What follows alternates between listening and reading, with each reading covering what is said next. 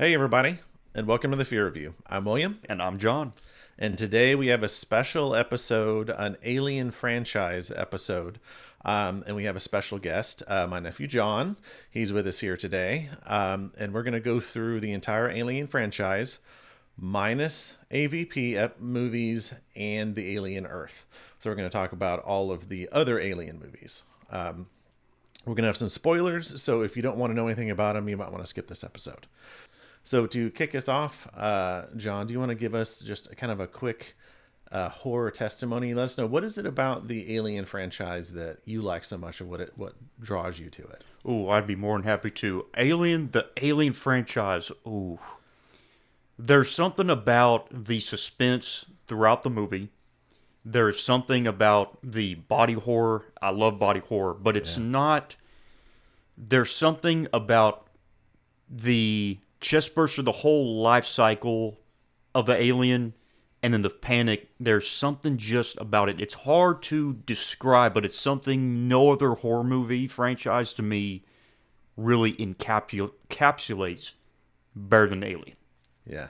It's just this raw survival horror, somewhat action once we get to those movies. Yeah. But that's, man, Alien franchise, I just love it. No, As you I agree, and that's what I like about a lot of it too. Is it has so much of those different aspects where it's like body horror, and it's a really good body horror because it's not just gross, it's like invasive, and it makes you kind of like with a face hugger and stuff like that, it gives you that kind of like the willies, just thinking about, kind of being, I don't want to say violated that way, but basically. Yeah. Oh man, yes. Okay, so I guess we'll just go through each one of the movies, kind of give our rating, and at the end we can kind of rate them, like, okay, what's our top to bottom. So first, Alien, it's basically a crew that gets brought out of hypersleep, and they get a distress beacon on another planet. They go to the planet, and one of them gets infected by a facehugger, which then turns into a xenomorph, and attacks the ship. So, and it's them trying to survive that. So, kind of a little bit of a synopsis there. So, I'll kick it over to you. What do you think of the original, the first Alien? Oh man, the original to me, near perfect, and I'll explain why it's near perfect.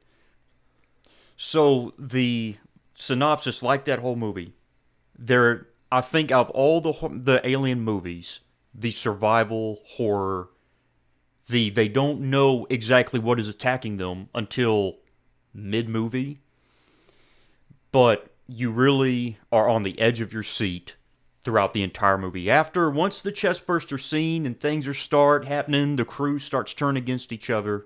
Really not exactly, but the survival horror, okay, we have something here, all hell breaks loose. But it is the controlled, calculated chaos. They're not going crazy, but you can see it in their eyes, you can see it in their body language. They are panicking, but trying to stick together. There's something guttural, there's something instinctual about that movie that I love. You can't put a finger on it, but you know there is some magic there that transcends the screen. Yeah, I agree. It's pretty close to being a masterpiece. Like, and I think what it is too, it deals with so many different fears, and it's so well directed. But like, there's kind of the claustrophobia, right? Because they're all stuck on a ship. There's nowhere they can go, and they get into actual tight situations and stuff too.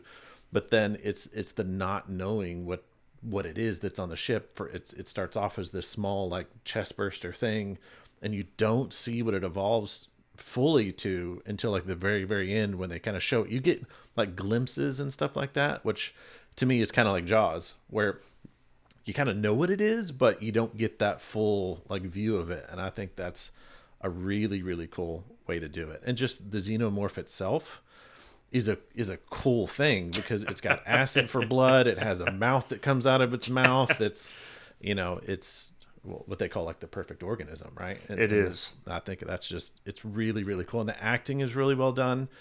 and especially like that first scene where they wake up and they're at the table, like just the dialogue and stuff is really good because they really feel like a crew, like from the very, very beginning. So you kind of like care for them. Yes, And it's like a tight knit group. But like, as you pointed out, as it goes along, that kind of starts breaking down a little bit because people are scared. People don't know what to do. And it's kind of up to Ripley basically to kind of keep everybody together.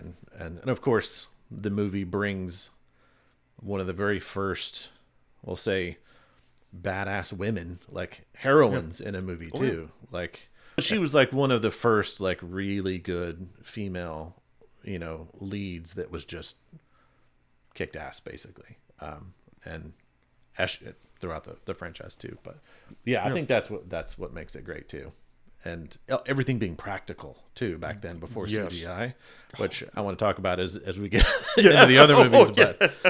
But yeah, just a great movie.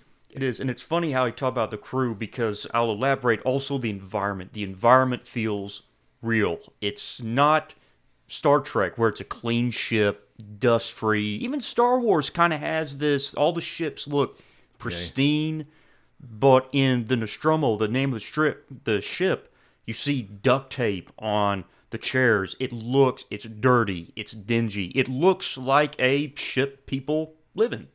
Yeah, no, that's actually a great call out. It's like it does. It feels like a very lived in ship and like a work ship. It's the environment too. It looks real. It does, and with the practical effects, it is real. Yeah. In all seriousness, and I wish there were horror directors that would bring it back, and not just horror movies, but really all these movies could really use practical effects again. Yeah. There's something about the practical effects that makes, no matter what movie it is, if it's done well, blows any type of CGI away. Yeah. So, rating. For me, it's a buyer. Like, and I bought it. Yep. Like I said, it's a near masterpiece, so I'd give it a buyer. Yes, I have to agree. It is a buyer for me, hands down, all day long. Yeah. Okay. Aliens. Let's give a quick synopsis. It's picks up, I think, 57 years after Alien. So.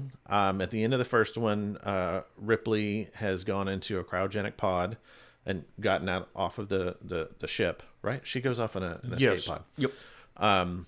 She's picked up by another ship. They say kind of by accident. She was just kind of like floating off. They kind of take her out of cryogenic sleep. It's by the Weyland-Yutani company, I think. It is, I believe. They don't believe her about the aliens, but then they find out that there's actually, in talking to them, they find out that there's actually a colony of humans on that planet. So she's kind of like, no, we need to go check on them. Then they realize they can't contact those people, so they send down her and a group of Marines to go check it out. And of course, all hell's broken loose because the aliens were there. And the company was not being as forthcoming as because apparently one of the bad guys in the film, played by Paul Reiser, I believe is his name, knew about it or had heard about it and sent them there to the ship that was there. And of course that's how things happen. So now, Aliens, what do you think? To me, it is perfection because you get the same suspense, the same instinct, take the best of Alien and make it better by adding action. And the casting of Aliens makes it what it is. It has the same, they all feel like Space Marines, so they're the United States Space Marine Corps. They look like Marines, they act like Marines. It just, again, it's everything that made Alien great and made it even better, if that makes sense. And that's my personal opinion. I can't say enough good things. I wish I had an Aliens shirt because that's what I would wear, but the action is great. The dialogue is great. It is. And, oh, man, his name is on the tip of my tongue. Bill Paxton. Bill Paxton. I figured you were talking about Bill Paxton. Yes. Yeah. Golly, he just, his character in there, whoo, He's like a little bit over the top, but like just restrained enough. But he's just got some great lines in that movie. Oh, he does. I agree, and Aliens kind of takes it in a different direction, not a completely different direction, but where the first one was like this claustrophobic, true kind of horror film, they kind of took it in the more action direction, where now you have these Marines, you have some cool guns now, and it's aliens. There's more aliens than just the one, which kind of like amps up the scale a little bit. And it actually, I think, adds to the, say, lore, right? Now you kind of see a little bit of where they come from, and it introduces the Queen, right?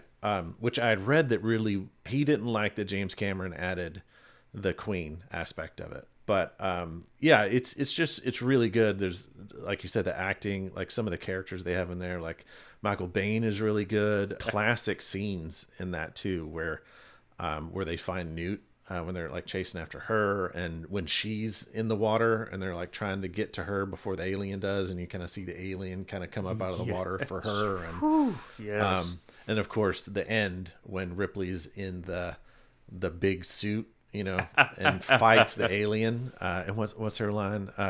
And get away from her, you bitch. That's what it is. That's what it is. And what's cool, and I really like the very ending too, is because Bishop, I believe his name. You think everything's good, and he's standing there, and then it's just like the big tail comes through, like she grabs him, like rips him apart. It's just, oh gosh, yes, yeah, these cool like iconic scenes in that movie that are just really, really good. Yes, and the fact it's all practical. So for me, Aliens is a buyer for me too. Hands down, buyer. Okay. Alien 3. Same kind of situation. They get away. They go into cryogenic sleep.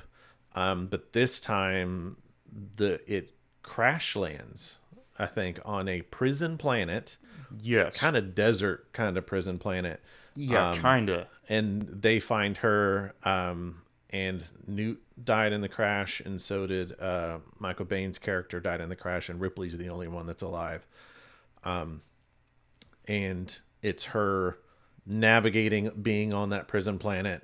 The Weyland-Yutani has found out that she's there and is coming to get her. And then, of course, there was a facehugger on the ship, and so that's how we get. But this time, it actually, and I think this is the first time they really show it, is that the alien takes on the characteristics of whatever species that it gets kind of impregnated into. So this alien's a little more dog-like because it actually, the facehugger attaches to a dog. Good or bad? But yeah, so that's kind of the synopsis. What do you think, Alien 3? Oh God. Okay, okay. I'm sorry. The first thing, there are so many plot holes that don't make sense. So you already kill off what could have been the torchbearer Newt. Easily could have passed on the torch from, just so easily. But the whole move, it starts off with a egg on the ship. They killed the queen and the aliens. Where the hell did the egg come from? Oh God, the CGI, the face, it is cool seeing a xenomorph walking on all floors, and like you said, seeing it take on the characteristics of its host is neat. But the xenomorph, besides the first birthing chest burster scene, it's all CGI. The only other scene I think is where she's up against the wall and it like comes close to her face and then runs off. Yes, I think that's the rest of it is it's CGI running on the ceiling. And, yes, and it is, and the actors never look at the alien when it's the CGI. They never look at it. They're always looking somewhere else, and the alien is like, oh, down here, and they're like, oh God, oh. It's defies words how. I don't want to say how bad it is. It's how the movie is the best way I can describe it. It's I think that the first horrible thing about it, you're right, is that they killed off those two characters. They're two great characters, And I didn't even think about it from the perspective of Newt being like kind of the torchbearer, which would have been, a great thing. But just them killing them two off just unceremoniously at the very beginning. You don't even see it. There's no emotional, because these were two big characters like in the last movie, and they're just dead on arrival, right? Yep. It doesn't feel like an alien movie as much as the others do, and I think part of that is because they're on a desert planet, or it seems like a desert planet, and it's a really brown and bright environment, whereas like the other two movies and the other ones are very like dark and like kind of blue colored, and it's this kind of stark contrast. I don't know if they did that on purpose because they want to be different and like bring it in a different direction, but the CGI is just bad. And I think I remember when I watched it when it came out that it didn't seem bad, but watching it, like when we, kind of watched all of them, I was like, oh geez, like there's a lot of, and I think this is the only one that they did this in where you see like the POV of the alien when there's like chasing them through the corridors and stuff. Yes. And that works in so many movies, but it doesn't work in Alien. I don't think you should be put in the perspective of the alien. It just doesn't feel right. No, I'm with you. But yeah, and it ends with that Ripley has a queen in her. Yes. And of course, Weyland-Yutani arrives on the planet. Everybody's dead they've pretty much killed off everybody at this point. And they have the person that created Bishop in real life is there, and it's played by Lance Henriksen. He's trying to convince her, oh, we have your best interests in heart, and blah blah blah. We're just going to take the alien out, and we're going to save you.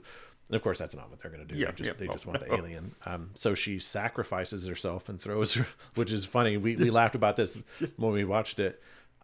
She throws herself into this big kind of like fire pit. I don't know, maybe a smelter? Yeah. And she like falls into it. And of course, it's not that big of a thing, but when she falls backwards, like the alien pops out of her chest and she grabs it, and then all of a sudden she gets tiny, tiny, tiny, tiny. And it's like, is she falling into the sun? It's like, oh God, I know.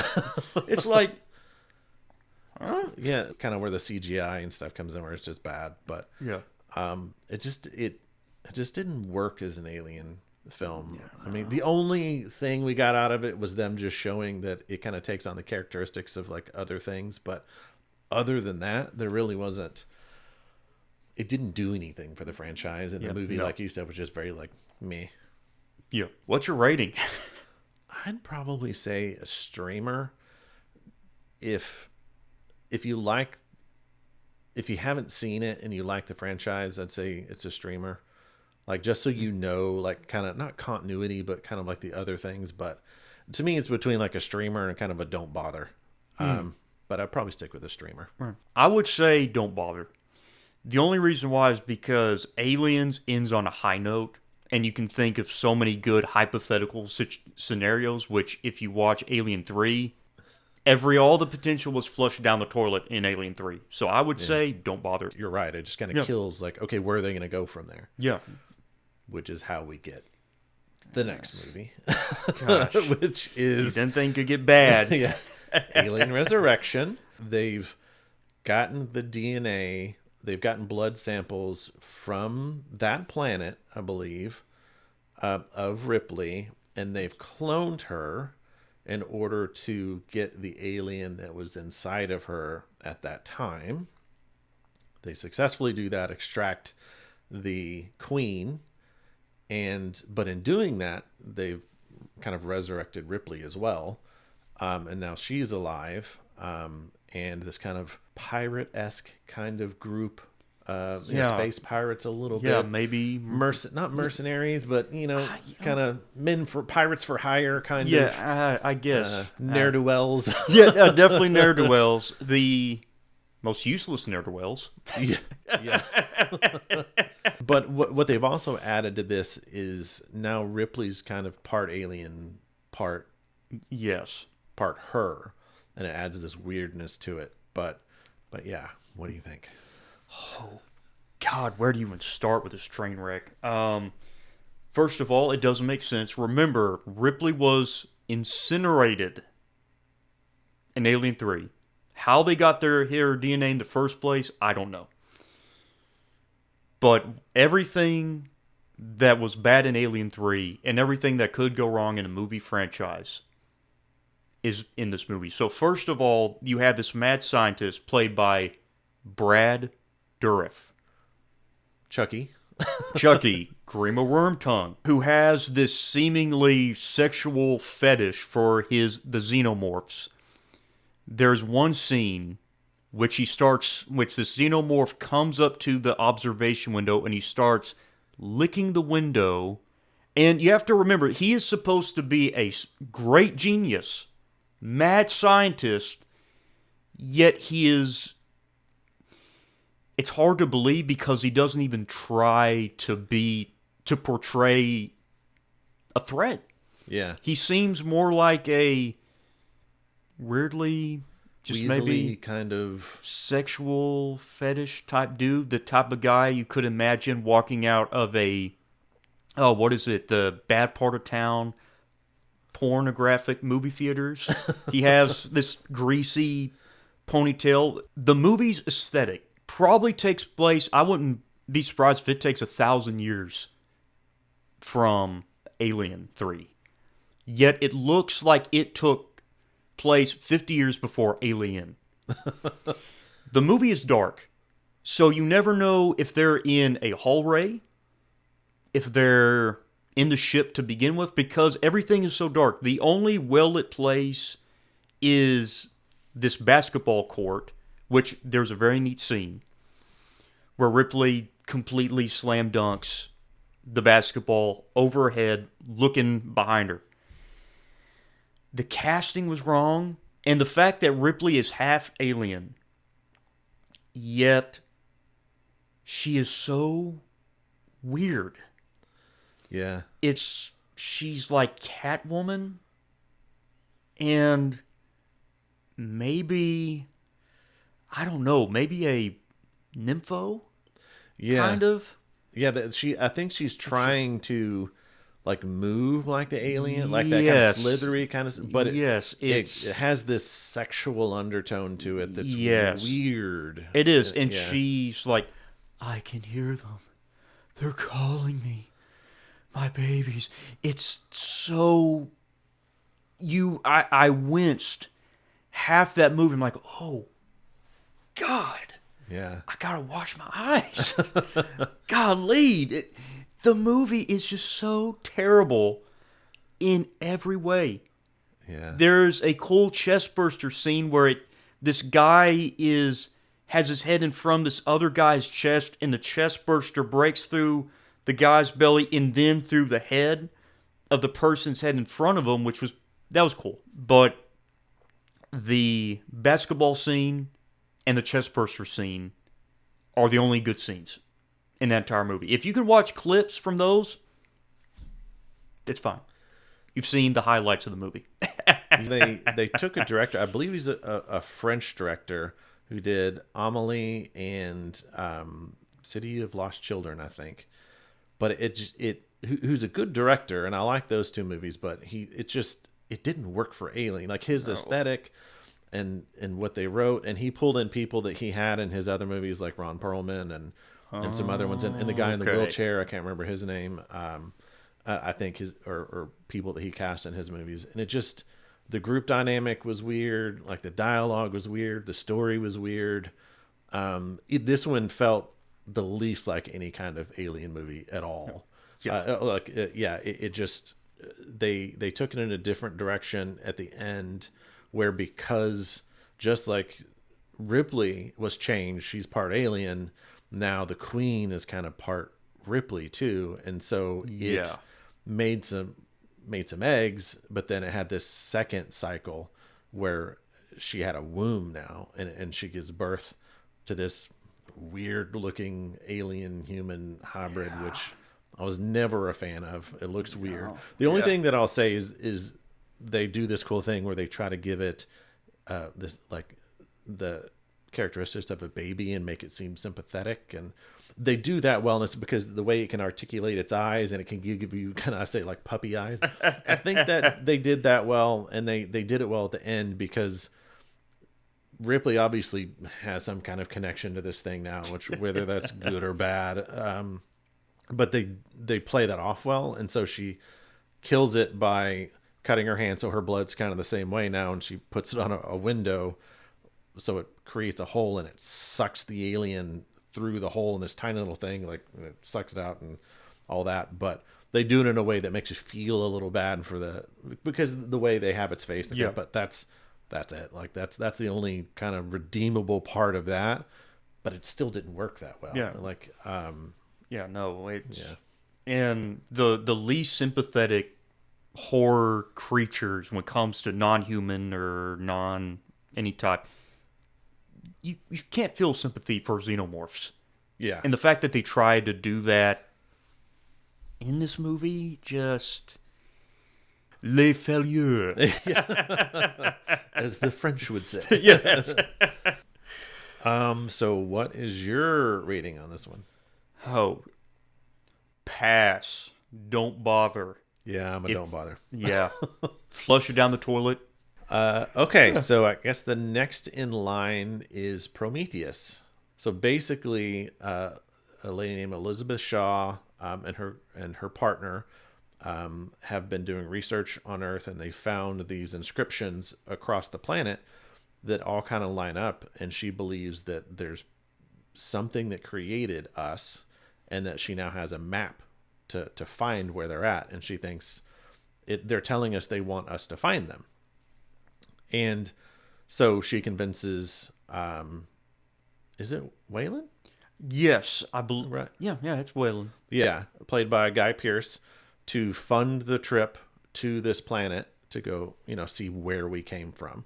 And there's also I think the first synthetic, David, Yes. is along for the trip. They get to the planet and they find this like a big alien ship, which has this black goo, which basically changes people and turns them into other stuff, and it's kind of the basis, I guess, of the lore, like of where the xenomorphs come from. So, what'd you think? I think it's a good movie. It's a solid movie for what it is.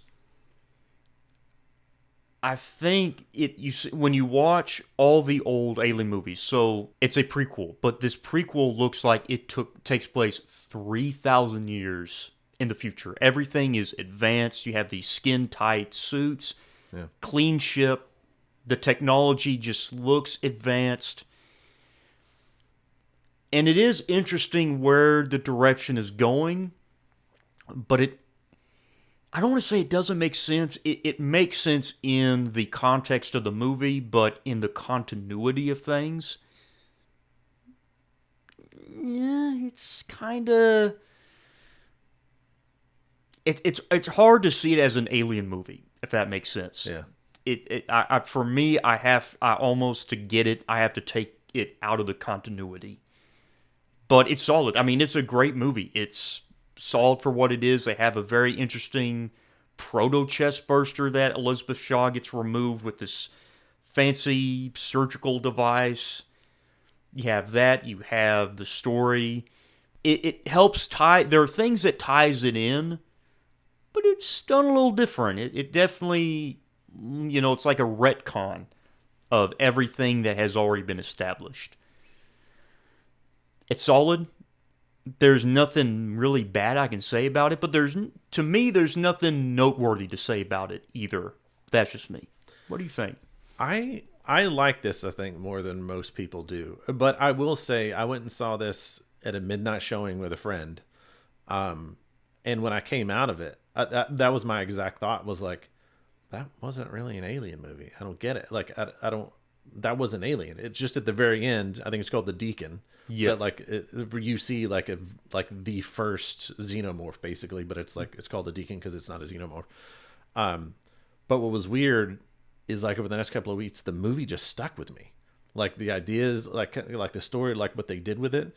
I think this one takes even the body horror part of Alien a step further. Like the way it changes people in different ways, the way it changes other species in different ways, and I think that does that in a really cool way, and I think maybe that's why it stuck with me a little bit. There's some really cool like concepts and like you said, where basically David, who David is the synth, put a little bit of gave one of the humans some of the black goo, and he has sex with Elizabeth Shaw, and so this is how she starts like gestating this early version of the face hugger, which is like it's more like tentacly, like an octopus kind of a little bit. It really does. And like taking that out of her, which I thought was like a really cool scene. Like she gets in the pod and like cuts her open and pulls it out. So I thought there's some really cool stuff. But I completely get what you're saying though, where it's hard to see it as an Alien movie. Like, but I like the concepts that they're coming up with in it. But it just really stuck with me. But yeah, and then we didn't talk about the engineers. They actually do find engineers, and they're what created life on Earth. They basically sent one to Earth. He took the black goo, which like breaks him down, and he falls into the water, and then it kind of like his DNA melds with other DNA, and it kind of creates life on Earth, and that's where we come from. The engineers then bring this biological weapon. They're on their way to like bring it to Earth and kill us off because we're not what they wanted us to be. But then it crash lands and doesn't make it to Earth, and you know, but it is interesting. Yeah. So what would you rate the movie? I would say it's a good streamer. It's a good streamer. I own it, but I can't remember the last time that I actually watched it. I'd say full price. I own it, but I'd say probably full price. With the caveat that if you're, I understand why like people like true like Alien, like I don't want to say fanatics, but like people that just love that. I get why there's like a division there. Okay, Alien Covenant. The last one ends with Elizabeth Shaw and David going off the planet, and they're actually in an alien ship, and they're setting a course to the home planet of the engineers. This one picks up with another ship that's on route to actually populate a planet. So they've got a bunch of humans in cryostasis, and they have a bunch of embryos. So the idea is they're going to a planet to live there. And yes, it takes place after Prometheus. Yeah. It's more, I want to say it's more of an Alien movie than Prometheus, but it's interesting because it has more of a retro futuristic aesthetic than Prometheus. It's again a solid movie. You see again where the birth of xenomorphs came from, which, spoiler alert, David creates. He uses the black goo, experiments on Elizabeth Shaw. Yes. Which, to me, that's one of the more horrific parts of the movie is when you see like her kind of dead body and what he did to her with that stuff. But yeah, he basically experiments with it enough that now the planet kind of has some like spores and stuff that when people step on it, it like gets in them, and then immediately there's like a chest burster. There's not even a face hugger. It's more Alien, but it's also very Prometheus-y. I'm sorry, I'm very biased to the original story and even the comic books, which the comic books have their own unique story of the xenomorphs, which it completely retcons Prometheus in all of the movie established lore. It's ridiculous, but it's solid. They have some good scenes. The chest burster is more of a back burster. They have oh man, that scene is gruesome and it is incredible. I love it. I love the body horror aspect of it, and it's on point with this film. This really is a blending of Prometheus and Alien, which works to an extent, but doesn't work to an extent. It's kind of a fence sitter, which I think it's a solid film for what it is. But what do you think? Yeah, I think I think this is one that because I like Prometheus more than you, I like this one probably a little bit more than you do. But I think you nailed it. It's like they're kind of melding those two things together. I really like the David storyline. Like, I think that's really cool, and that he's kind of this evil character now. That's kind of like the through of those two movies, and where you can see where it's like there's, like you said, they're kind of like the backbursters, like where the spore, xenomorphs. And I think they're called, oh, they're not xenomorphs. They all have a different name that does that. And I like the body horror, like where it starts like coming at, like you can see the spikes of it or something, like coming out first, and then it bursts out of its back. Yes. And one of them, man, actually, it went in his nose or his ear. I can't remember. It went in his ear, and that's and it came out of its head. Yeah. I think that's kind of cool. I'm with you. The David storyline is interesting, but and this one's cool, I think, because they have actually Walter now, and Walter's like the newer version of him. Yes. And so you've got this evil version and you've got like a good version, and they kind of like face off in the movie, which I think is like a cool aspect of it.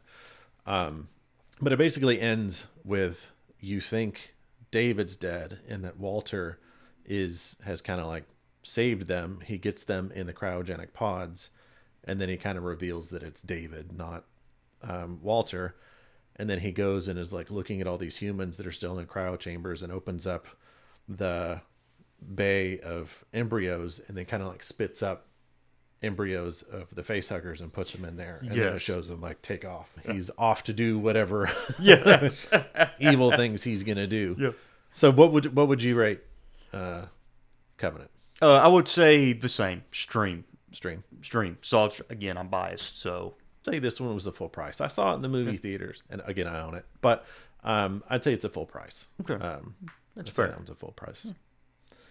Then lastly, we have Romulus, which fits in between Alien and Aliens. There was a ship that find the alien cocooned, and they bring him on board, and it's set with a group. There's a girl or a lady and her refurbished robot. And they're trying to get off of their planet because they're kind of basically indentured servants. And the company just like renewed their contract unwillingly and said, no, you have to stay here.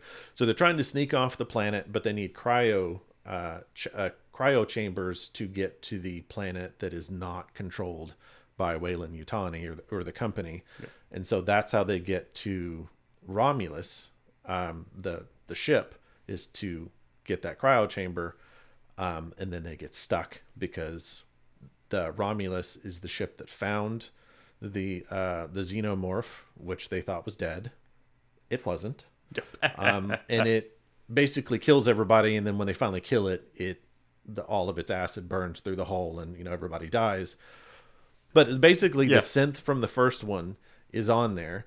And after everybody dies, he experiments on the facehuggers. He basically takes the stuff from the alien, the xenomorph, and then reproduces the facehuggers, and then kind of reproduces the black goo.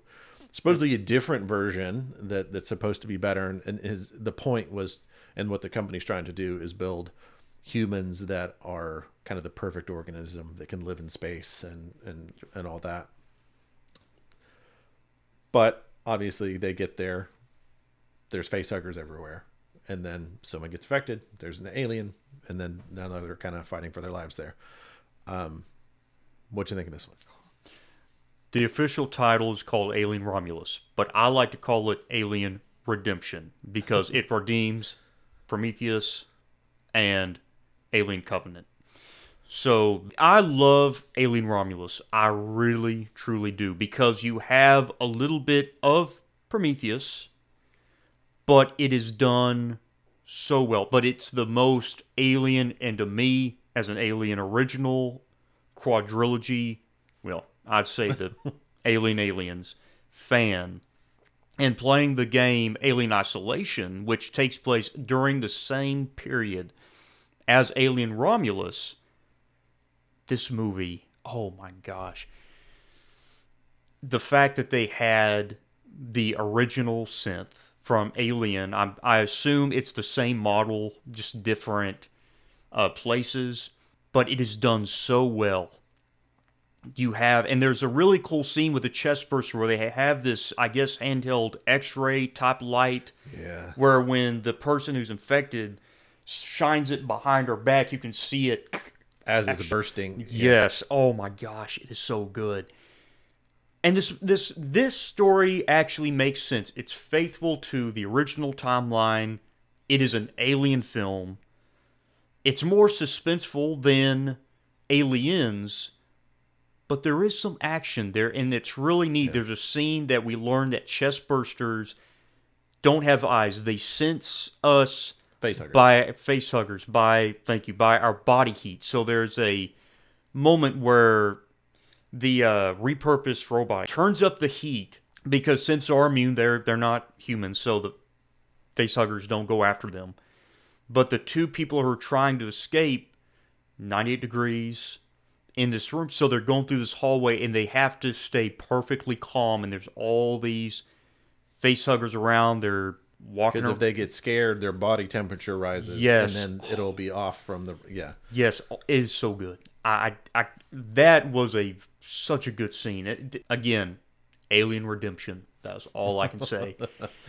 And there is a neat scene where there's one lady who's pregnant and she injects herself. She gets wounded. I can't remember how she gets wounded, but she injects herself with the goo. The baby kind of bursts its way out from the women's parts, but it looks like an engineer. It's very neat. Kind of xenomorphy, but engineer. But human. Yes. But It's so neat. The body horror is not as much in this movie, but the suspense, it's really more like the first movie. And I love the first movie, but it has just enough action to put the cherry on top. I love this one. And it has just enough Prometheus in it and just enough Alien in it but it leans more Alien. When I heard Fede Alvarez, who did the new Evil Dead, was going to do it, I was like, oh, this is going to be good. It's going to be bloody. It's going to be, which I think this is one of the more bloody Alien ones. Not that the other ones didn't have blood, because obviously people were getting killed, but it's not like it was everywhere. But I think this is the bloodiest one, but in a good way, like not like over the top. Yeah. And you brought up like one of the cool scenes I wanted to talk about was like the X-ray, some of the cool things that they didn't like. That was a cool scene. Oh, and that nobody has done before. And I remember when I first watched it, it was like, how has nobody thought of this yet? And maybe it was the technology of being able to do it. But when they find out that there's more aliens on the ship, and they're trying to get out, they realize, well, we've got these guns, but we can't shoot the aliens because the same thing will happen. It'll all, the blood will eat through the hole and then we'll die. But the main character realizes, I'll turn off the anti-gravity. And so she turns off the anti-gravity. So then when they shoot him, the alien blood is just floating in the air. But now that they've done that, they have to get through the alien's blood to get out. And it's this cool scene of them like floating in zero gravity, kind of pulling themselves along this piping, but the blood is just kind of like floating around and they're trying not to hit it. I thought that was a really cool scene. The alien at the end, I don't know if I liked as much as you, just because it kind of made me feel like Resurrection. Like it was a cooler design. Do not get me wrong. And I think there were some cool aspects there. Like, and I didn't notice it until like the last time we watched it, or maybe I watched it after we watched it. What's weird about this thing too is it goes back to the mom that gave birth to it, and it has a thing that comes out and it like latched onto her and was like, I think it was kind of like sucking the black goo out of her, because before that scene, she like kind of touched herself and does that, and it looks like she's got black goo on her, like it was coming out of her. So it was like sucking that out of her. But as it's doing it, you can see like its tail is starting to grow and get bigger. And it's like, so is it like slowly kind of transforming more into a xenomorph than like human? Like it's kind of evolving. So that was a cool thing. But like the look of it was a little weird for me, like because it's kind of like off kilter and kind of like I don't know. Obviously, it didn't ruin it for me at all, but because it's really great. It's an awesome entry. Yeah, that's for me. It's kind of a back to form with Alien Romulus. So I think I know what your answer is going to be, but what is your rating on this one? Bye. Hands down, by aliens, and Alien Romulus. That is the only three you need. I agree. That's a buyer.